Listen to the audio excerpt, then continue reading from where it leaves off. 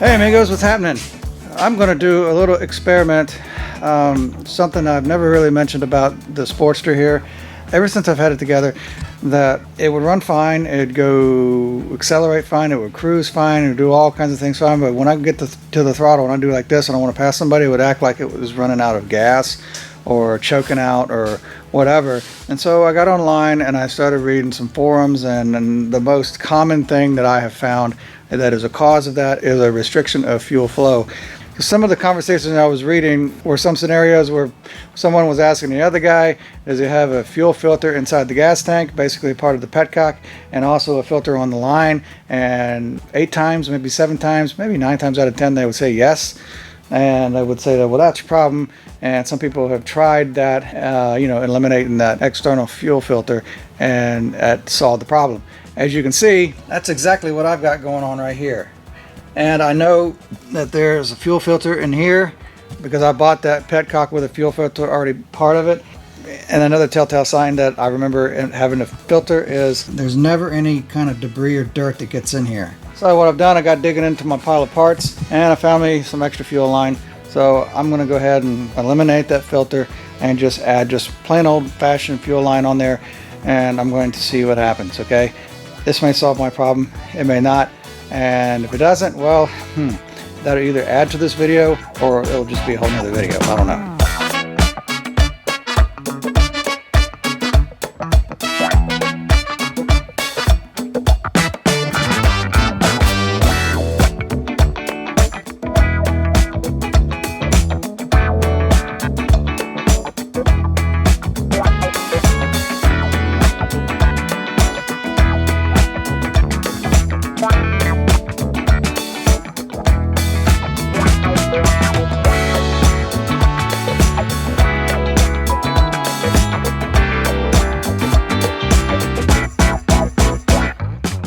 Okay, that was simple enough. The gas is on too, and I don't see any fuel leaks, so let's see if this really makes a difference down the road. And if it doesn't, then I don't know. Or maybe it's just an old Ironhead Sportster that has, some kind of a temper problem. Who knows? Let's go see. Okay, I've got my biker costume on and my motovlog costume on. I'm really not that optimistic. I mean, I am to some extent, but not overly. Maybe optimistic is the wrong word. More like I don't have my hopes up. That's what it is. I guess the reason why I say hopes up, I'm just hoping that it's that simple. Gas is still on. Okay, here we go. I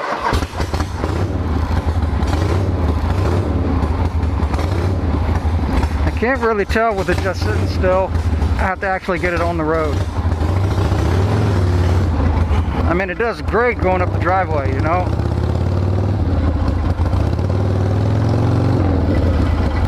I don't know, I kind of want to say it feels different. Oh, old bike stuff. Here we go. First gear, or a neutral. Try it again. Okay, let's try this again.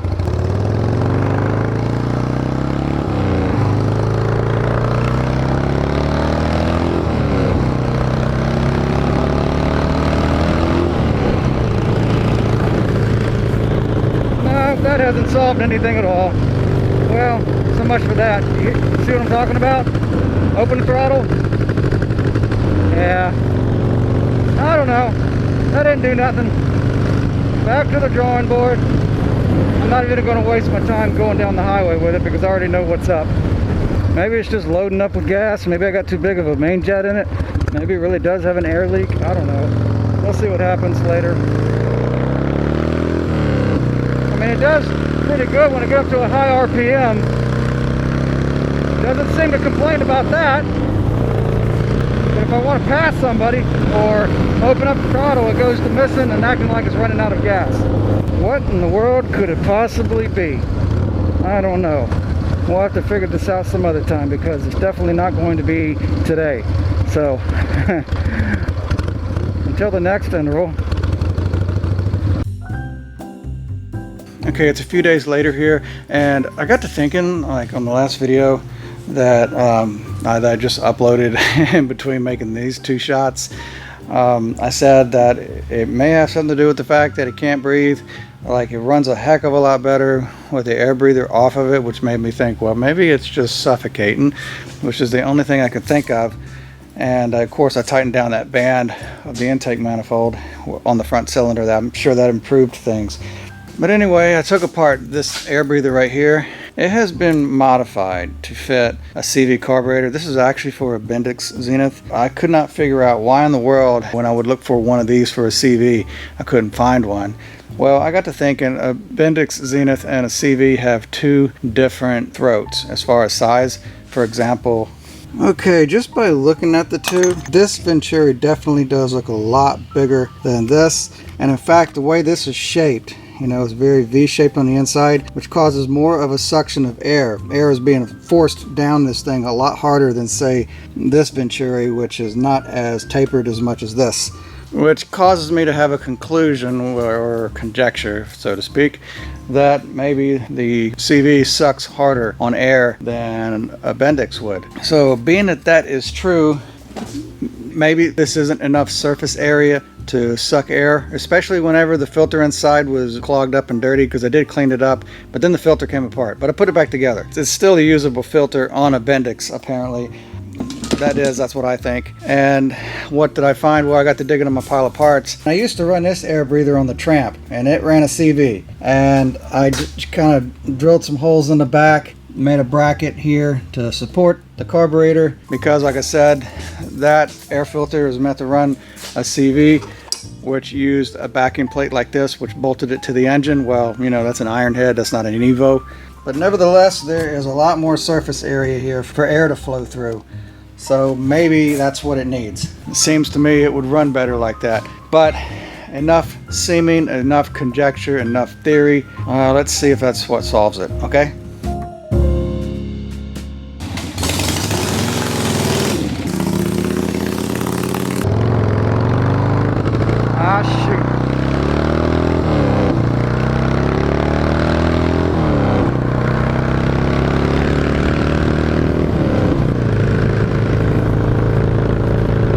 Still doing it. Not as bad as it was though. I think I got one more remedy of this. Yeah, it's doing it again. So, okay, it runs better with no air breather.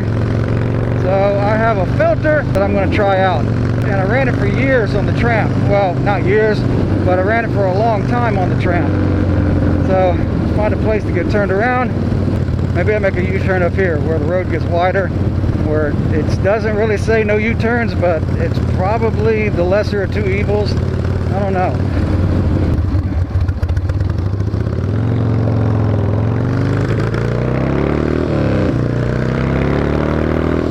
I can't believe this thing is that sensitive on breathing. Because like I said, it runs like a scalded dog with no air filter. I know I haven't recorded that part, but you just have to take my word for it.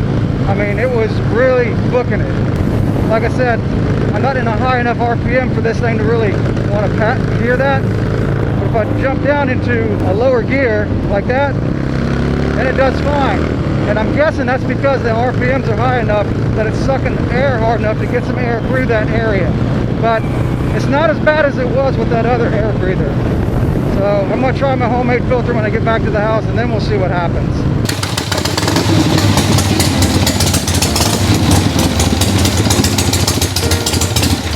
Alright, turn off the fuel.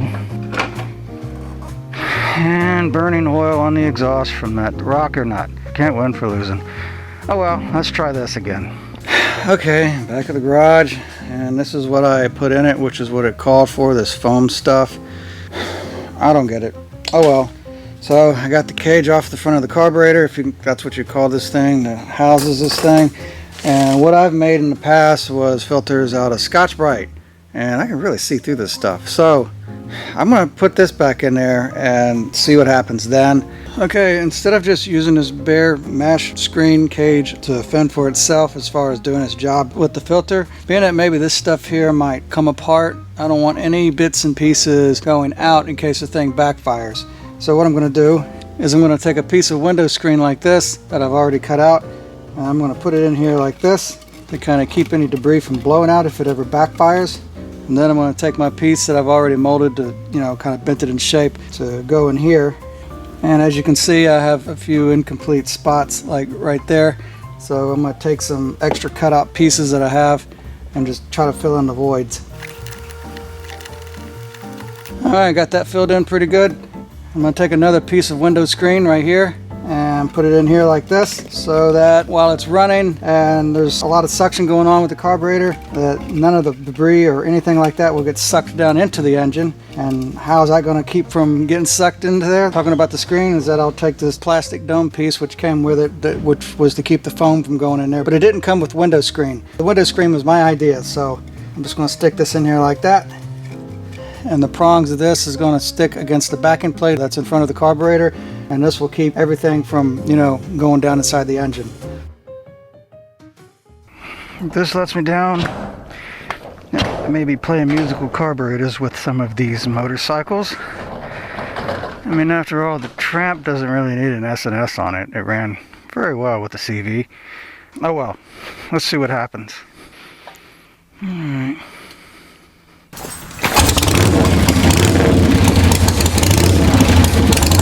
Let's try it again.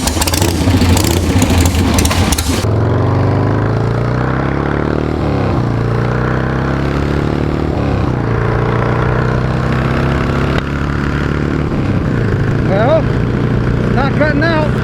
Alright. Maybe that fixed it, maybe it didn't. I don't know. Maybe I better pull over up here, turn around, try that again. I know this is not a drag racer, but I know this poor motor will only do this so many freaking times before something gives out. Let's hope it does it before I really do what I really want to do with it.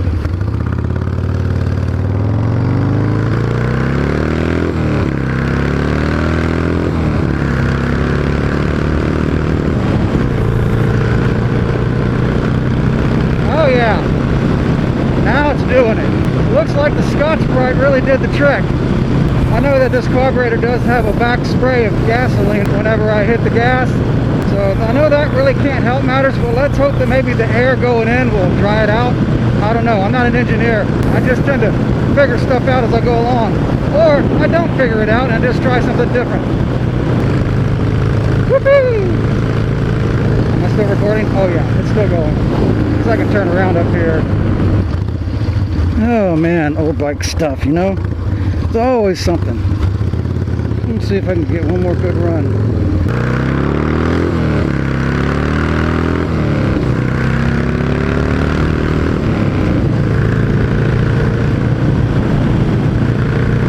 Oh yeah, it runs a heck of a lot better. It's definitely breathing better. Probably not the best filter to use.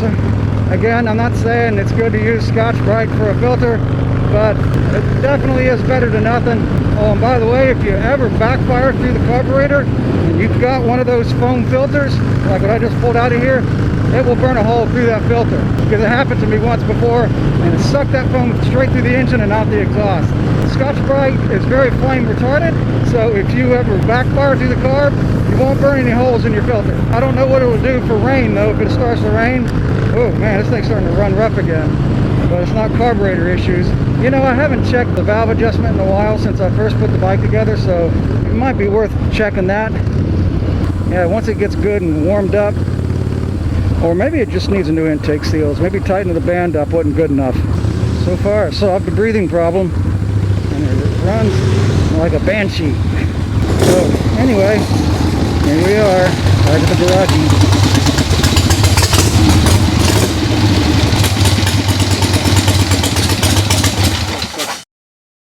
Now the oil leak stopped, so I guess the oil's good and hot. So I'm thinking that maybe eventually checking the push rod adjustment and perhaps putting in new seals, which I did get some new seals. Here they are, which is right here that I bought from Kenny. I bought new lifter block gaskets for the shovel head for that saga, and these rubber O-rings are for the seals in those push rods. So that way, when I have to check my push rod adjustment, I don't really have to worry about breaking the seal of the cork gaskets, which is what's in there right now.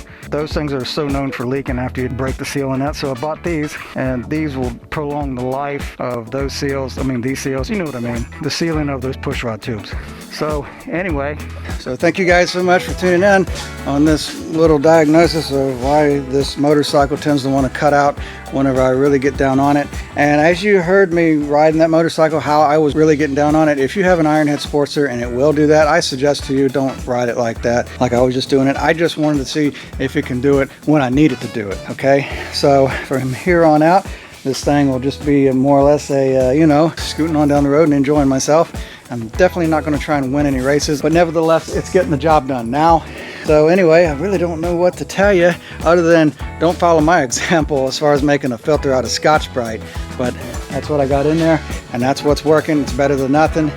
So until the next video, you guys keep the rubber side down, and you be good to yourselves, and thanks a lot.